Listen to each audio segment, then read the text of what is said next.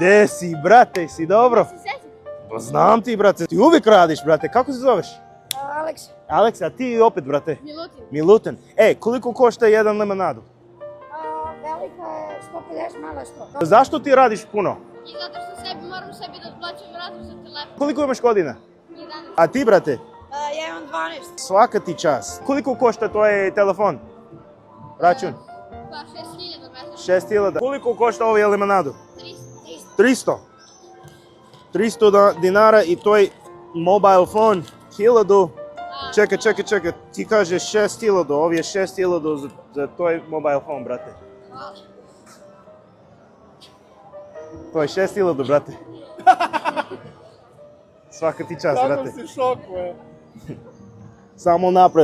Samo napred, ti radiš svaki dan, ponosan sam na tebe. Ćao, brate, ćao.